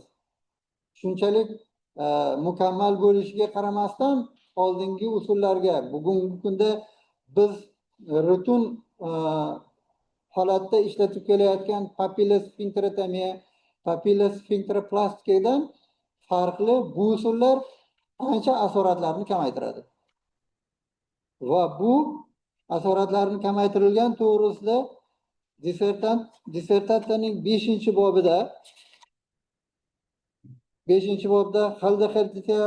xalidek terminal so'rg'ich o'tkazuvchanligi buzilishlarini takomillashtirilgan xirurgik davolash usullari deb nomlangan 5-bobda demak aynan mana shu xirurgik usullar to'liq tushuntirilgan va ularni qanday qilib amalga oshirish usullari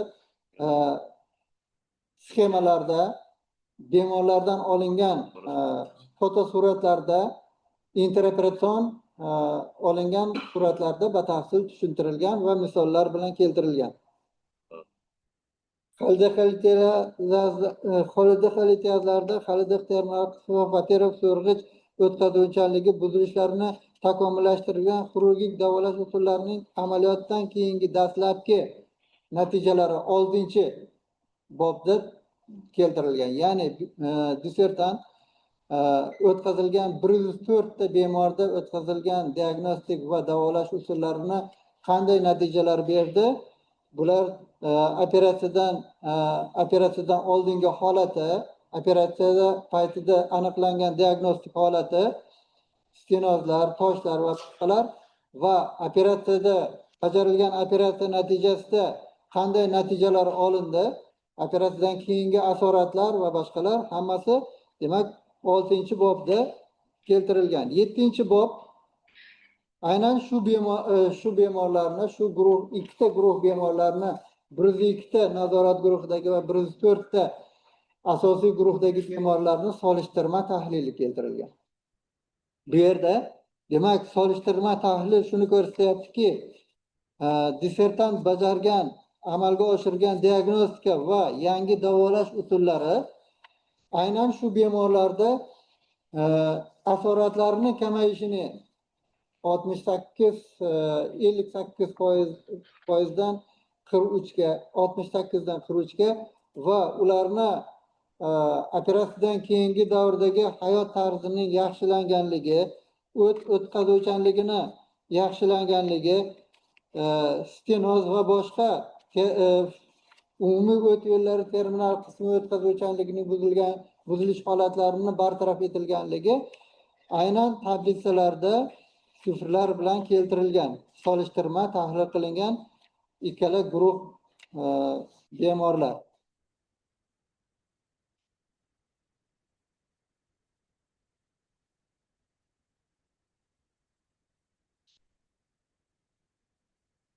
Dissertatsiyani xulosalarida barcha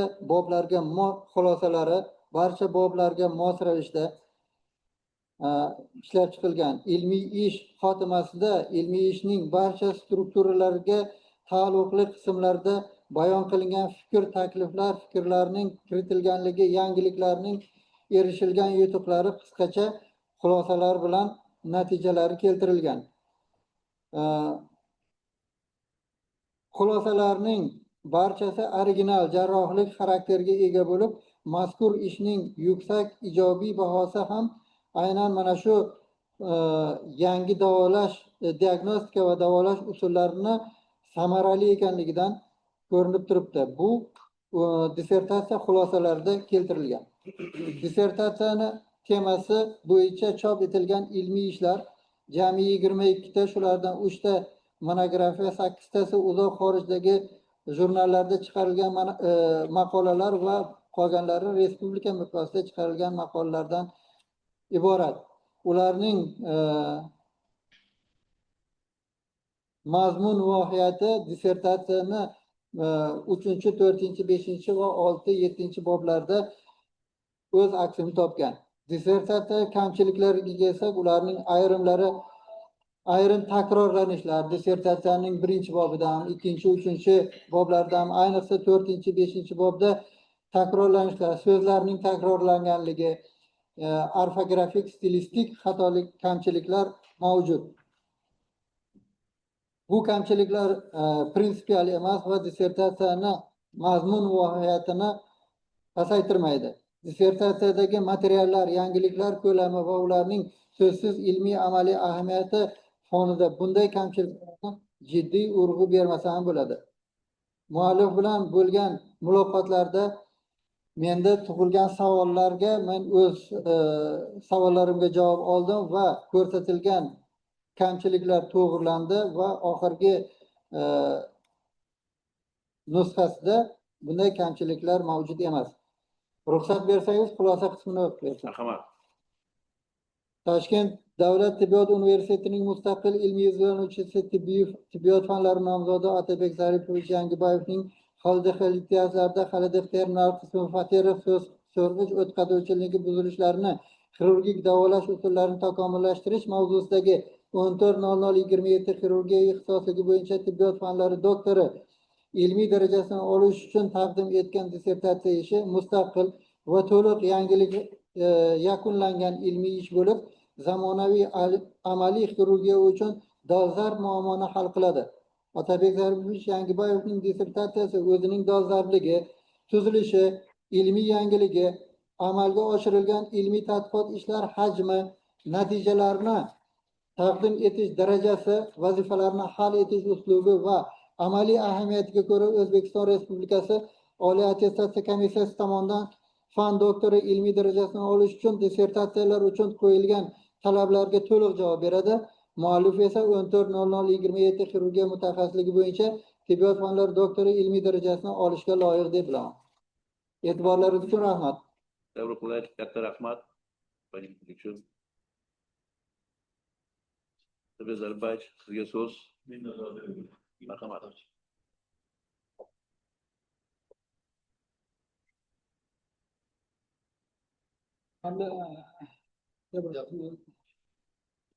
Katta rahmat bildirgan fikringiz uchun.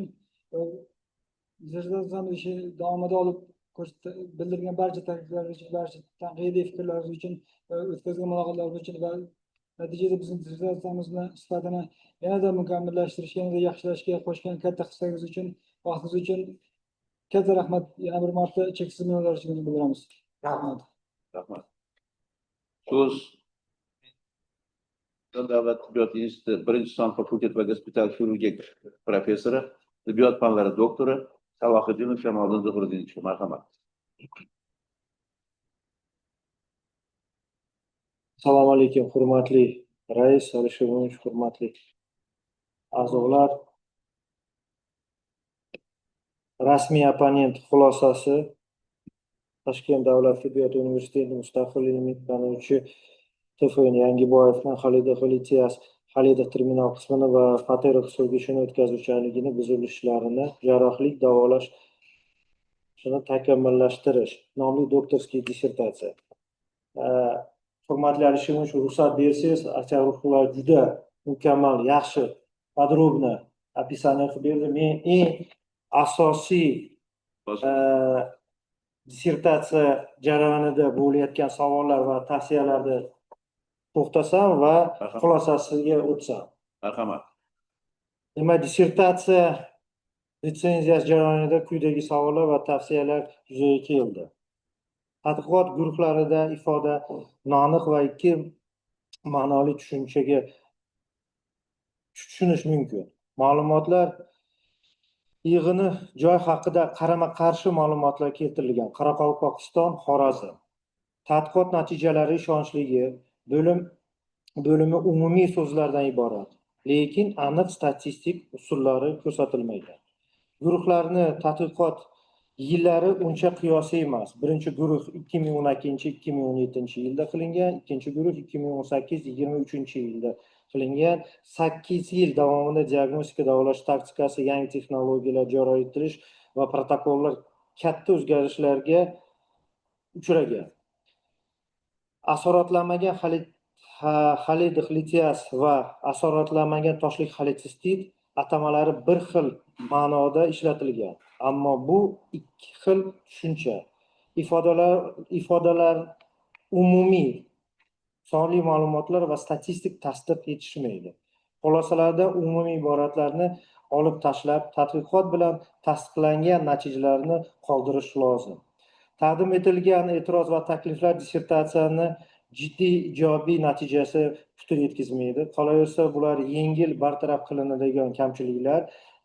Ish jarayonida dissertant bilan ham ancha ko'p diskussiya qildik.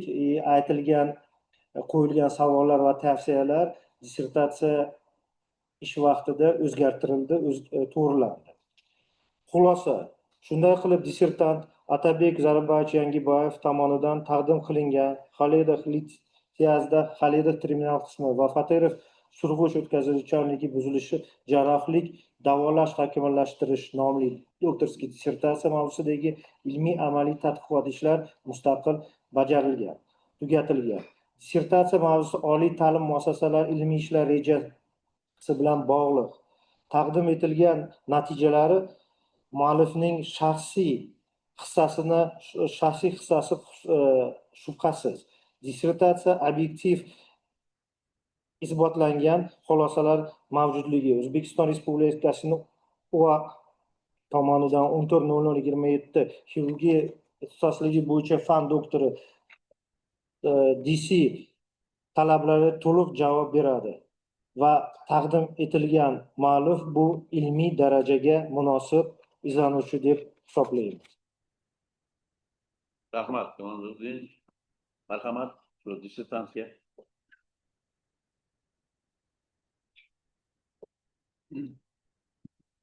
Hurmatli Kamoliddin Zuhriddin, so'zdan foydalanib sizni shu har tomonlama ishimizni munosib ko'rib chiqqan uchun har doim yondashib, oktyabr 13 singari siz yana aytib esdan chiqdi. Dissertatsiyamiz bilan yaqindan o'ta sinchiklab tanishib chiqqaningiz uchun va bildirgan juda ham qimmatli tanqidiy fikrlar uchun, takliflar uchun o'ta chuqur minnatdorchiligimizni bildiramiz va ishonamiz, bundan keyingi yana ishlarimizni davom qildiramiz degan umidamiz. Siz bilan ham Akbar aka bilan katta rahmat. Yana bir marta uzr so'ramoqchi edim. Orada uzoq masofa bo'lganligi uchun siz bilan ham Akbar bilan ham muntazam ravishda muloqotda bo'la olmaganimiz uchun, lekin shunga qaramasdan o'zingizda bizda uzr kechirimli bo'lganimiz uchun yana bir marta minnatdorchilik bildiramiz. Rahmat. 3-rasmiy apparat Moskva shahar gospitali bosh vrachi, xirurgiya bo'yicha maslahatchisi, tibbiyot fanlari doktori professor Buliyev Ilya Mixaylovichni xulosasini o'qib eshitish uchun so'z ilmiy kotibga beramiz. Turli sabablarga ko'ra ishtirok eta olmayapti. Shuning uchun marhamat, Murodjon, sizda xulosa bo'lsa. Xulosasini rus tilida bergan ekansiz, ruschat versiyalar rus tilida o'qishdan. Диссертационная работа соискателя Янгибаева Атабек Зарибович на тему совершенствования методов хирургического лечения нарушения проходимости терминального отдела холедоха и фатерова сосочка при холелитиазе. Представлен на соискание ученой степени доктора медицинских наук по специальности 14.0027 хирургия. Является законченным квалифицированным научно-исследовательским трудом. По актуальности темы, объемом клинического материала, научной новизне, полученных результатов, их статистической достоверности и практической значимости, диссертационная работа Янгибаева на тему совершенствования методов хирургического лечения нарушения проходимости криминального отдела Харитова Ипатер Саска при халилитиазе полностью соответствует требованиям положения о порядке присуждения ученых степеней к диссертациям на соискание ученой степени доктора наук. Автор имеет право на получение искомой ученой степени доктора наук по специальности 4.027 хирургия. Официальный оппонент доктор медицинских наук, профессор, лауреат премии правительства Российской Федерации, заслуженный врач Российской Федерации по специальности хирургия 14.01.17 Буриев Илья Михайлович. Rahmat. Hocam. Savollar bormi bo'yicha? Marhamat. Esatxon kelsin.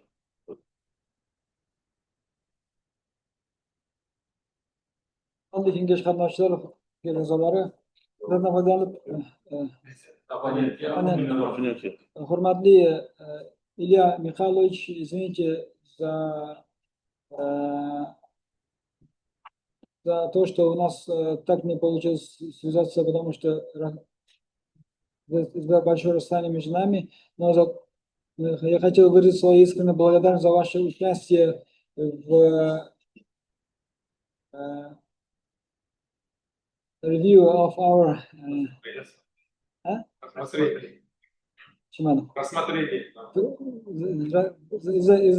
O'zbekcha o'zbekcha. Значит, ruscha o'qiganman, bo'lmasa esdan chiqib ketgan. Gapiraveradi. Baqiravering, u eshitmaydi Hurmatli Илья Михайлович, скажите, выразить свою искреннюю благодарность за рассмотрение нашей работы и за ваш вклад, весомый вклад и неоценимый вклад в улучшение качества нашей работы. И выражаю свою искреннюю благодарность еще раз и спасибо большое. Rahmat. Marhamat. Yana so'zga chiquvchilar bormi? Norasmiy opponentlar. Bugun. Rahmat. Yakuniy so'z yana izlanuvchiga beramiz. Bu yakuniy so'zni aytguncha tavsiya bor. Sanoat hayotini biz raisini saylab olishimiz kerak. Tavsiya bor.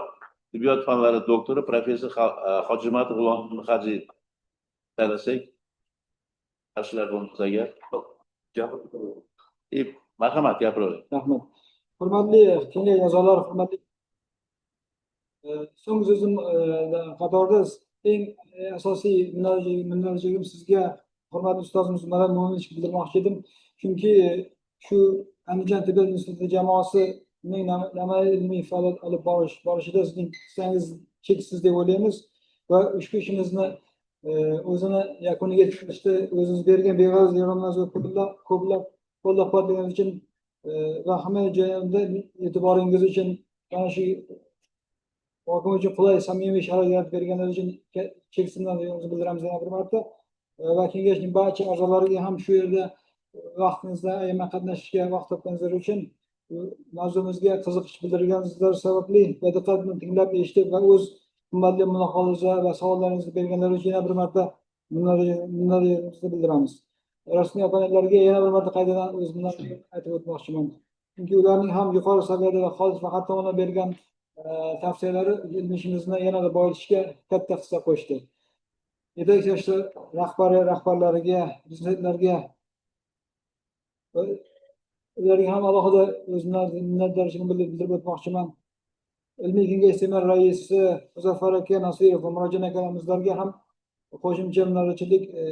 Ular ham tashxis masalalarini a'lo darajada ta'minlaganlari uchun hujjatlar bilan bog'liq barcha ish jarayonlarini yengillashtirib, qulaylashtiriganlari uchun va o'zlarining qimmatli maslahatlari uchun yana bir marta minnatdorchilik bildiramiz. Rahmat. Rahmat. Ilmiy yana bir marta shu yerda yana aytib o'tmoqchimanki,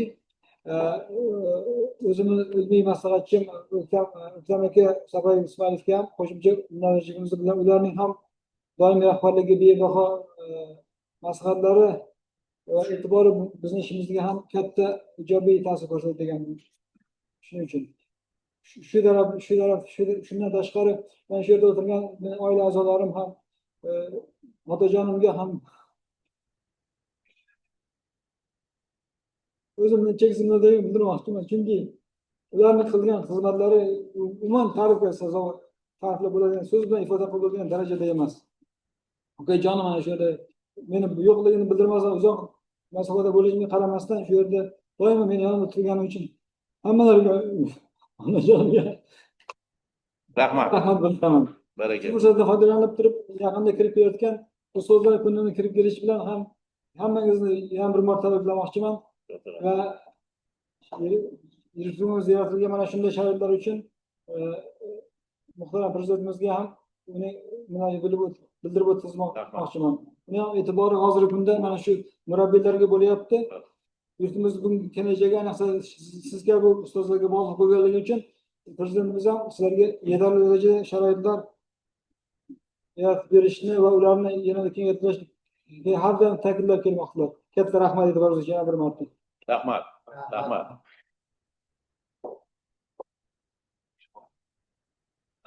Daqiqa tanaffus ovoz berishinglar so'rayman. Marhamat, elektron ovoz berasizlar. Hurmatli kengash a'zolari, iltimos gruppaga kirib ovoz berib yuboringlar.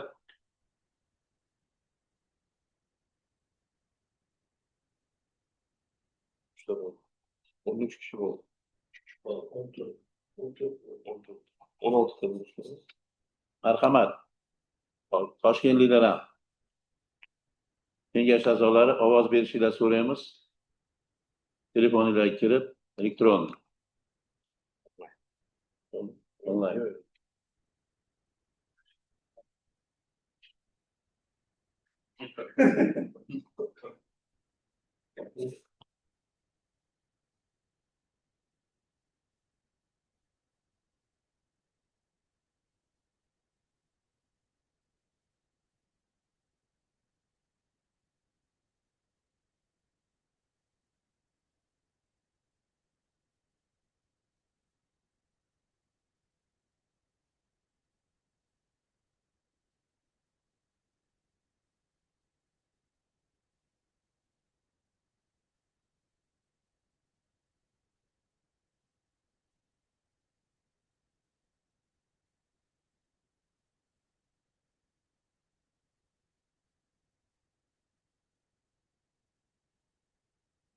Hurmatli ilmiy kengash a'zolari, bir kishi belgilamadi.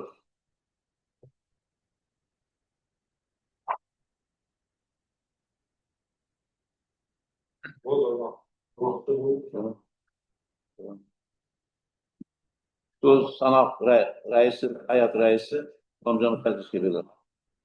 Assalomu alaykum, hurmatli Abshirovich, hurmatli kengash a'zolari. Ruxsatinglar bilan yashirin ovoz berish natijalari bilan tanishtirib o'tsam, ilmiy kengash tarkibi 17 kishidan iborat. Kengash tarkibiga hal qiluvchi qo'shimcha ovoz berish huquqiga ega hech kim kiritilmadi.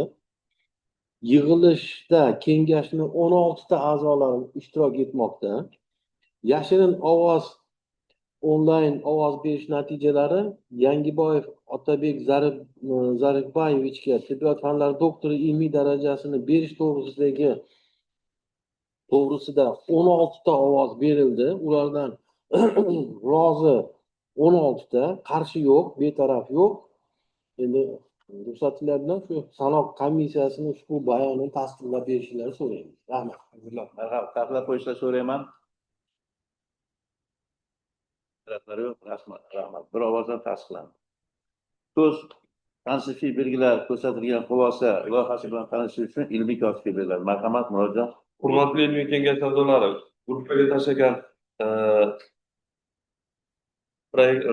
loyiha bilan baholash mezonlarida kamchiliklar, e'tirozlar bormi? Asosan qabul.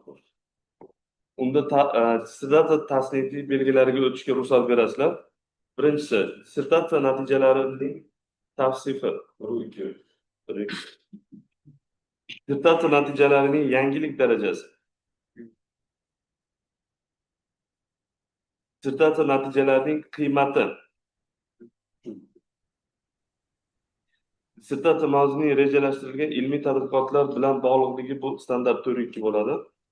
Beshinchisi, dissertatsiyaning amaliy jihatdan ahamiyatli natijalaridan foydalanish darajasi. 5.2 va oxirgisi dissertatsiyaning amaliy jihatdan ahamiyatli natijalaridan keng ko'lamli foydalanish bo'yicha tavsiyalar. Bu 6.1 standart. Tasdiqlab qo'yishlar so'rayman ilmiy kengash xulosasini. Rahmat. Sizlar nomingizdan izlanuvchi Yangiboyev Otabek Zaribboyev va ilmiy rahbarini muvaffaqiyatli himoya bilan tabriklashga ruxsat berasizlar. Umid qilamizki, bu oliyatsiz komissiya doirasida juda yaxshi qo'llab-quvvatlanadi. Ilmiy kengashimizni muvaffaqiyatli himoya bilan tabriklayman. Hammaga rahmat. Kun tartibi yakunlandi. Yig'ilish o'tkazilishi bo'yicha savollar bor. Yo'q. Bugungi ishtirok uchun hammaga rahmat. Sog' bo'ling, salomat bo'ling va hammalariga tashakkur.